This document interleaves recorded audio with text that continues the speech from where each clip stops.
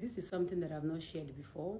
Yeah, I've not made it public ever. I've not told anybody. The only two people that knows this, my mother and my husband. Yeah, how I lost my virginity. My mother took the virginity from me. And this is what happened. But before I explain what happened, before I tell this story, yeah, I don't care if you judge me or not. I know a lot of you will start saying, she's your mother, no matter what. She carried you for 9 months. If she hated you, she would have removed you. I wish she actually removed me then, because what I went through, I don't understand. And up to today, I don't still understand. So if you want to judge me, judge me. I have daughters, I have children that I don't even know. I need to train them right. I don't want to end up like my mother. I don't want to do to them what my mother did to me. Do you understand? I can't even scold my daughter even when she's wrong. Every time I try to scold her, I have this fear. I have this anxiety. If I spank her, I have to go and beg her. I have to tell her, I'm sorry, give me a hug, because I don't want to be like my mother. So if you want to judge me, please, by all means, go ahead and judge me. I don't care.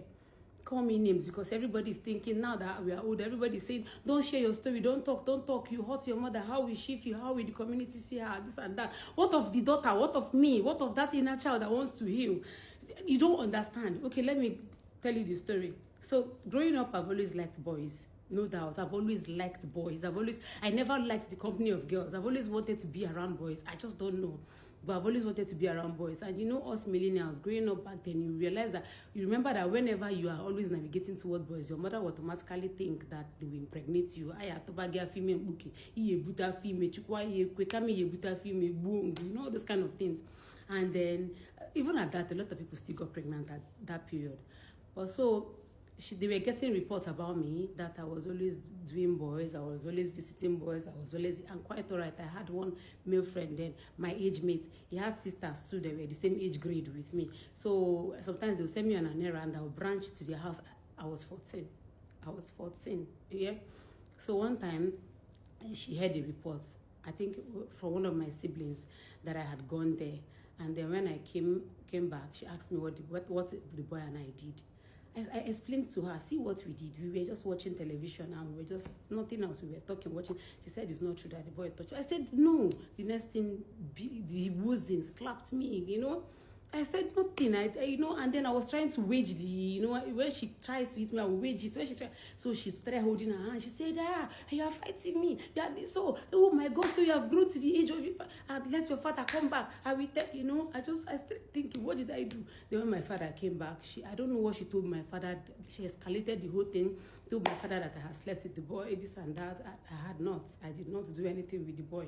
The next thing, both of them, my father was, if you see the punch, the kind of, like, you cannot give a 14-year-old child that kind of, it was all my upper cord, everything. Then I fell backwards. I couldn't hold myself. And the next thing, I started trying to, I said, okay. She was pushing me to talk. I started thinking, because then I was reading a lot of Muse and Bones, right? I hadn't had sex before, but at least I knew what it was about. I knew how they do it. So I started explaining to her. I told her, okay, the boy just told me to lie down. I lied, the boy now stayed on top of me. She said, the boy remove your pants. I said, no. She said, straight. But okay, yes, he removed my pants. And she told me to remove it as the boy did. I had to pull, because I was wearing a gown. So I had to pull off my gown, and I was wearing a dress, and I removed my pants. I said like this. She said, I spread your leg. I pulled my leg. And then I tried to struggle. My father placed his leg on top of my chest. I couldn't move. And the next thing, she went into the kitchen. She brought same Cameroon pepper, mixed it with kerosene. So I was bracing myself. I closed my eyes.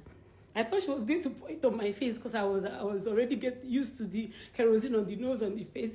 The next thing she did, prior to that, she was always putting pepper on my private, but on the surface. She had never gone deeper, always on the surface. So, but I didn't expect it that day. So I was closing my mouth, and then she stood in between my leg and opened it, and then went on her knees. Like, she went on her knees. My father's leg was on my chest, holding me down. And then she took the pepper and the kerosene. And then she took it, put her hand. I was screaming for help. I was screaming. I looked up. I saw my other sister standing, like folding her hands, standing and looking at me. My siblings all gathered. And they were staring at me. My mom and she was put, I started feeling pain. And then she went deep and she broke my hymen. And she put her hands, like she's inserted her hands so deep into my vagina. And then the pain made me numb. all the pain, all the blood, all the things on my face. I wasn't feeling those ones. I started feeling. It was so painful that I only heard my younger brother, my immediate younger brother. I still remember his voice when he said, meaning you people wanna live this girl, oh, it's too much. You people wanna live her. And then my mother like showed him to get out of here because he was small, you know. He's my immediate younger brother. And they were all watching. She kept putting the hands. She kept like she wanted the paint, the kerosene and the Cameroon pepper to enter. I don't know if she wanted to put it inside my womb, but she kept putting. She knew when she put her hands, she knew that I was still a virgin. She knew that what she was accusing me of, I didn't do it. She could have stopped at that moment, but she did not. She continued going. She continued going.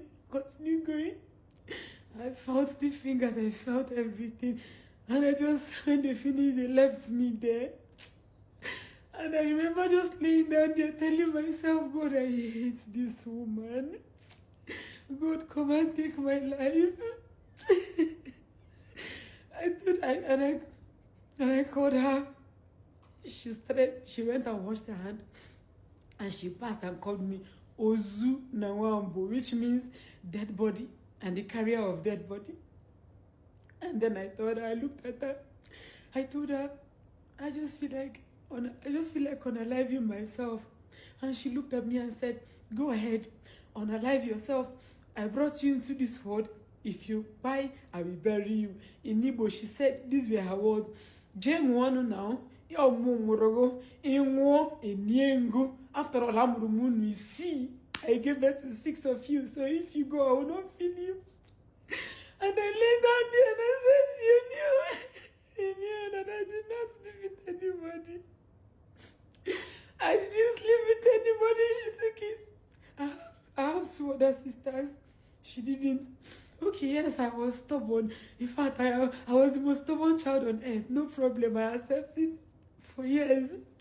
I lived with this guilt. I was so guilty. I was so ashamed of myself. I told myself that it was my fault. I blamed myself. And after that, the funny thing is that they said they were training me. I became the wildest. I became a wild cat. I started running out of the house. Sometimes I would run away from home. And they would bring me back. I did a lot of unimaginable things because I told myself, what is left? She took the virginity from me. What's more? What's more? I have tried to talk to her about this so many times. I have tried to call her. I have tried to talk to her. She doesn't want to talk about it. Each time I bring it up, she'll say, oh, Zukana Azogo, that she trained me, that she should. That she made me who I am. I said she didn't make me who I am. You messed me up. You messed me up. You completely destroyed me. You broke me. Because everybody will say, maybe you were stubborn. You deserve the treatment. I accept I was stubborn. Maybe I deserved the treatment. But what happened after I grew? After I became an adult? What now happened? What now happened? Let me tell you.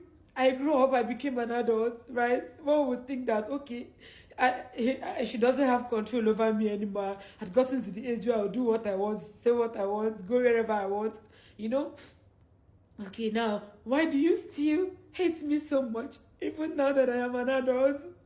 Why do you hate me so much? I ask her all the time. I don't have closure. I don't know how to heal. I don't know how to communicate with her. I don't know how it feels to have to sit down and have a one-on-one talk. Everything I learned today were things I picked up as I was growing up, and the ones I learned from my husband. Do you understand? So, growing up, I got pregnant. You don't care. You did not show any interest. Every time I feel like this, I go on, I pick up my phone and I block her. And after some time, I'll start feeling guilty. Oh, maybe she was training me. Or maybe my hymen that she broke my virginity. Maybe I deserve it. No, unblock her. She's your mother. I'm your blocker. And I'll ask her, do you need money? She'll say yes.